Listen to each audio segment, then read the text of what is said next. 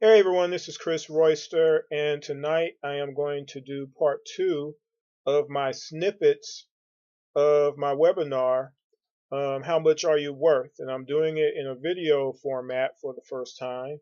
And at a certain point in time, I'm going to do the entire webinar on video. Usually I do it where it's just slideshow and information and everything, but soon I'm going to do a video one and I will put that on the YouTube page. In the meantime, however, of course, if you would like to hear the webinar as is, audio wise, all you got to do is hit me up. My information is on my YouTube page, or of course, if you're seeing this off of Facebook, Twitter, LinkedIn, whatnot, hit me up and I'll set up a schedule for you personally. What I'm going to do is I'm going to basically pick up where I left off from the first video. So again, if you missed the first video, you got to click on it and look at it to get to part two. So I'm in Atlanta and I start working for Coca-Cola. Everybody knows who Coca-Cola is, right? Shouldn't be no mystery. I worked in a department that was basically fountain services. You know, you go to McDonald's, there's a fountain machine. You go to Subway, there's a fountain machine. You go to the Braves game, fountain machines. Georgia Dome, fountain machines. My department was the one where if one of those machines broke down, they called our department. And then the goal was for them to either get some help to fix it over the phone, basically get directions from someone to fix it, or to schedule a technician to come out. And of course, during a particular time of year, those calls could come in very frequently or not. During the summer, of course, especially during baseball seasons, very busy. Football season, when it gets started, very busy, of course. It can get very hectic. A lot of people are very rude sometimes, so you had to have a certain demeanor. You had to be a certain kind of person to take all those calls, but also be efficient because at the end of the day, you were graded based on your calls. I did that job for, I don't know, 6 to 9 months. I can't really remember. It's been so long ago. But I was pretty good at it, though. I took 200 calls a day easily. And at a certain point, though, as with most positions, once you get kind of fluid with a position, sometimes you get bored. Now, me, I'm a get bored person. You know, I like to do more stuff once I'm good at something. So I started looking at going to another job within Coke and moving laterally. You know, more responsibility, more things to do, learning more about the company. As I kept submitting for those type of positions, however, I would never get a response, and um, it was very similar to my experience at Aflac years ago, where they kept losing supposedly my submissions to stuff either electronically or paper. So I finally go to human resources at Coke to find out what's going on, or hiring managers and things of that nature.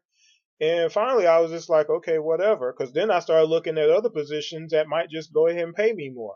And I ended up accepting a job that paid me $3 more an hour than Coke would. And I left.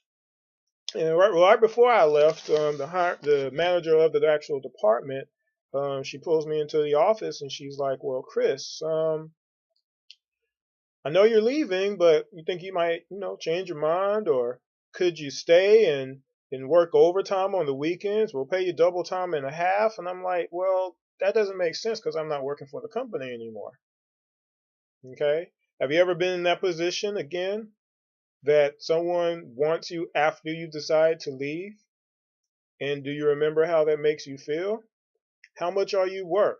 How much are you worth to the people that you're currently employed with or have been employed with in the past, or who you potentially are going to be employed with in the future? Maybe you're applying for jobs right now. Okay? That's the theme of these webinars that I do. How much is your life worth? One more story I'm going to relay just for this evening. It was actually my last position in the corporate world because, again, if you've seen my first video, I'm not working for anybody. I'm not going to work for anybody anymore. Can't do it. Don't have the patience. Okay. Florida Career College. This was a company, it's a school. sort of like a trade school, I guess you could say. They had certain classes that you could enroll in, and my particular job, I was a manager at a kiosk in a mall in Hialeah, Florida. Okay, and in that position, my job was to try to attract as many people as I could to go and make visits with the school, basically like a recruiter, to an extent, to set up things to where advisors can show students around campus and all that kind of good stuff. Well, there are a lot of hindrances there that I didn't know about when I first took the position. Didn't have an awareness and couldn't have had one until after you've been there for a period of time. And the hindrance was this. Well, guys, I guess I have to first of all explain Hialeah, Florida. If you've never been to Hialeah, Florida, just think about Cuba and Cuba being in Hialeah, Florida. Because for the most part, you have a very, very, very large Cuban population there, mostly Hispanic. 98% of the population only speaks Spanish, do not speak English at all. Okay? So, you have an environment where you have a school that only has English classes. Now, of course, the typical person would be like, okay, well, that doesn't really make too much sense to not have any Spanish classes in a predominantly Spanish community. Well, it goes further because all of the other competitive schools of ours had Spanish classes of one sort or another, and most of them had multiple classes. The only real class that we had that was actually formerly in Spanish was cosmetology at the time. Now, right before my exit, they added a few, but again, it's one of those too little, too late things. I'll get into that another time. But at the end of the day, they wanted us to be able to attract students to a school that didn't speak their language, and really, for the most part, didn't show any. What's the word I'm looking for here? Try to be respectful.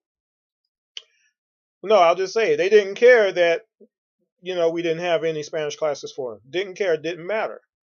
Okay. Now, also, when I took that position, I didn't know there was already 5 people ahead of me that had the job before I did, and they were all fired and or quit. I didn't know that when I took the job. And when I had taken that job, I took it more to the point I needed it because I hadn't been working for a period of time.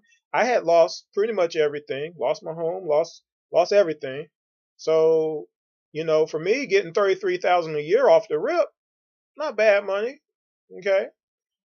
And again, though, if I had known then what I've known now, I might actually not have taken that position. Because also there were several directors of admissions of the school that have been in and out over a period of time. There was like 2 while I was there for the 5 months that I was there, which is really just crazy, isn't it? Directors of a school. So at the end of the day, I had 2 employees that were working with me. They were really good. Both spoke Spanish, but for the most part, they were encouraged not to speak Spanish to the Spanish community since we didn't have any Spanish classes. I guess what's the point, right? At the end of the day, when you have hindrances like that that don't make sense and you can't control, and you're trying to do your best to be formulative in regards to the job that you have, that gets very frustrating. And when you pretty much are ignored left and right, and it never will get to a point where anybody with sense can actually make a change, at that point, it's a matter of you got to make a decision. Well, unfortunately, I wasn't able to make that decision first. I was fired. Okay. No biggie. I expected it because everybody else had been fired before me. There's probably been 2 or 3, 4, 5 more people after me. Doesn't matter, right? Again, how much am I worth? I know I'm worth enough not to do anything like that again. How about you? What have you been through that you have seen that no matter what you said, what you did, it didn't matter? And at the end of the day, no matter how much money they paid you, was it really enough for what you had to deal with? I just saw a clip on Facebook from a local newspaper here where a survey was taken where the majority of Americans work over 40 hours a week. Many work 50. There's a lot that work 60. And even though you're getting an increase in income with those hours, you're sacrificing your lack of time to enjoy the money. How much are you really worth? Again, that's going to end my little snippet for this evening. Hopefully, you appreciate a little aspect or two. Again, if you would like to get a piece of the actual webinar itself, again, contact me. You see the information on my YouTube page. If you're on Facebook, Twitter, and whatnot, inbox me. If you have my number, you can always give me a call. I'm not going to give it out here, of course. But I do plan to doing a full video webinar of the subject, how much are you worth? Just don't know when I can schedule it. I'm also going to do another radio show by the same name, so tune into that. Until then, the day is September 1st. It's the first of the month. Everybody knows and enjoys the song by Bone Thugs and Harmony. So hopefully you're taking it advantage or taking advantage of this first day to plan out the rest of excuse me, the rest of the month and the rest of the year. Again, my name is Chris Royster. Y'all take care.